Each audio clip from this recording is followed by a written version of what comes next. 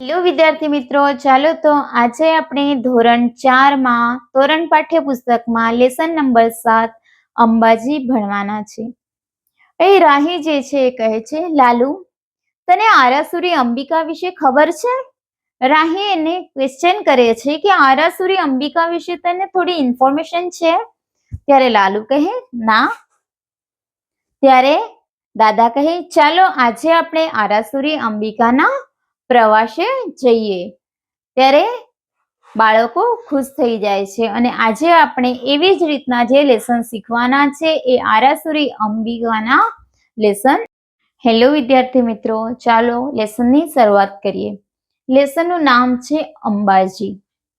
ભારતમાં આવેલી 51 શક્તિપીઠમાંની એક મહત્વની શક્તિપીઠ એટલે જ ગુજરાતમાં આવેલું અંબાજી.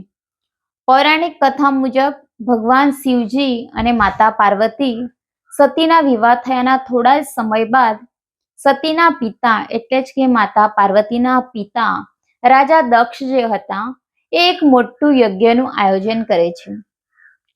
આ યજ્ઞમાં તેઓ બધા દેવી દેવતાઓને આમંત્રણ આપે છે, પરંતુ શિવજી અને માતા સતીને બોલાવતા નથી. આમ છતાં માતા સતી પિતાને ઘરે યજ્ઞમાં જાય છે. માતા સતીના પિતા જે છે રાજા દક્ષ એ જે છે એ આમંત્રણ આપતા નથી. કોને? તો માતા પાર્વતીને અને શિવજીને. તો પણ માતા પાર્વતી જે છે એ પિતાના ઘરે જાય છે. એ સમયે શિવજીનું અપમાન થાય છે, કારણ કે શિવજીના આટલા મોટા યજ્ઞનું આયોજન કરે છે, બધા દેવી દેવતાઓને બોલાવે છે, પરંતુ શિવજીને બોલાવતા નથી. એટલે શિવજીને ખોટું લાગે છે, એનું અપમાન થાય છે. આ અપમાન માતા સતી જે છે પાર્વતી સહન કરી શકતી નથી અને યજ્ઞ કુંડમાં કૂદી પડે છે. જે પિતાના ઘરે યજ્ઞ થતો હોય એ યજ્ઞમાં એ અગ્નિ જ્યાં જલતી હોય એ અગ્નિમાં એ કૂદી પડે છે અને માતા સતીનું શરીર જે છે યજ્ઞની અગ્નિમાં ભસ્મ થઈ જાય છે. આ બધું જોયા પછી શિવજીને ખૂબ જ ગુસ્સો આવે છે અને એ તાંડવ નૃત્ય કરવા લાગે છે. માતા સતીનું દાઝેલું શરીર જોઈ પોતાના એ હાથમાં લઈને એ શિવજી જે છે એ ચિત્રમાં દેખાઈ રહ્યું છે કે તાંડવ નૃત્ય કરવા લાગે છે અને નૃત્ય કરતા કરતા શિવજીના હાથમાં રહેલા માતા સતીના શરીર જે છે એના ટુકડા જુદી જુદી જગ્યા પર જઈને પડે છે અને આમ કુલ મળીને 51 જગ્યાઓ પર ભારતમાં આ માતા સતીના ટુકડા જે છે એ ત્યાં પડે છે અને ત્યાં ભારતના વિવિધ સ્થળો પર ત્યાં ટુકડા જે છે જઈને પડે છે, જ્યાં શક્તિપીઠની સ્થાપના થઈ છે. તો શક્તિપીઠની સ્થાપના જે છે માતા શરીરના જ્યાં ટુકડા પડ્યા છે, શંકર ભગવાન જ્યારે તાંડવ નૃત્ય કરે છે માતા શરીરનું શરીર હાથમાં લઈને, ત્યારે જ્યારે એ ટુકડા 51 જગ્યા ઉપર પડે છે ત્યાં શક્તિપીઠનું નિર્માણ કરવામાં આવ્યું છે.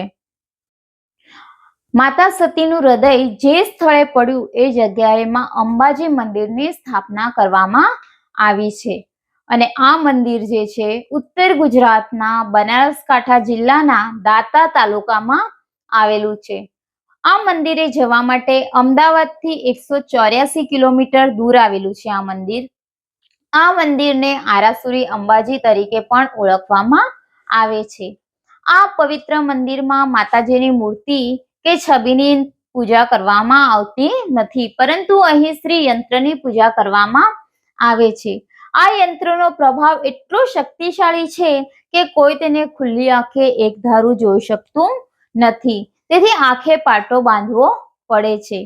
અંબાજીનું મૂળ પ્રાગટ્ય સ્થાન ગબ્બરની ટેકરી ગણાય છે. ગબ્બરની ટેકરીથી આ પ્રાગટ્ય સ્થાન ગણવામાં આવ્યું છે, જ્યાં 999 પગથિયા ચડીને પહોંચી શકાય છે. ગબ્બરના ડુંગર ઉપર ચડવા માટે 999 પગથિયા ચડીને તે ડુંગર ચડવા પડે છે. અહીં એક પવિત્ર દીપકની જ્યોત સતત દિવસ રાત બળ્યા કરે છે. અહીં જે દીવો સળગાવવામાં આવે છે એ 24 કલાક દિવસ રાત દીવો જે છે એ સળગતો જોવા મળે છે.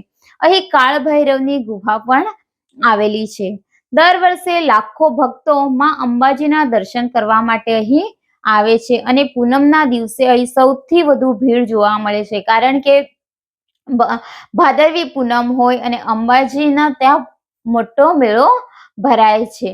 દિવાળીના દિવસોમાં આખા અંબાજી શહેરને રોશનીથી શણગારવામાં આવે છે, લાઇટિંગ લગાવવામાં આવે છે અને અંબાજી શહેર જે છે એ પૂરું દિવાળીમાં સજાવવામાં આવે છે. આસો અને ચૈત્ર નવરાત્રીમાં પણ અહીં મેળો ભરાય છે.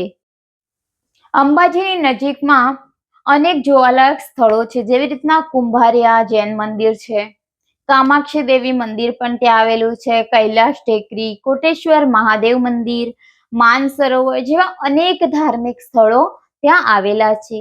એ સિવાય અંબાજીથી માત્ર 20 કિલોમીટરના અંતર પણ 20 કિલોમીટર આપણે આગળ જઈએ તો ત્યાં માઉન્ટ આબુ હવા ખાવાનું સ્થળ છે. અહીં આવેલા દેલવાડાના દેરાસર જગ પ્રસિદ્ધ છે. અહીં દેલવાડાના દેરાસર જે છે, જૈન લોકનું જે દેરાસર હોય એ જે દેરાસર છે એ પૂરી દુનિયામાં જગ પ્રસિદ્ધ ત્યાં દેરાસર પણ આપણને જોવા મળે છે. આમ અંબાજીના દર્શન માત્રથી દિલ બોલી ઉઠે કે બોલ મારી અંબે, જય જય અંબે. આવી રીતના આપણું મનડું જે છે એ બોલી ઉઠે છે જ્યારે અંબા માતાના આપણે મંદિરમાં દર્શન કરીએ ત્યારે. તો આજે આપણે જે પાઠ ભણ્યા એ પાઠનું નામ જ છે કે અંબાજી. તો અંબાજીનું મંદિર ને આપણે અહીં સફર કરી છે અને એ મંદિર જે છે એ ગબ્બરની ટેકરીથી પણ નજીક આવેલું છે. અહીં અનેક ધાર્મિક સ્થળો આપણને જોવા મળે છે.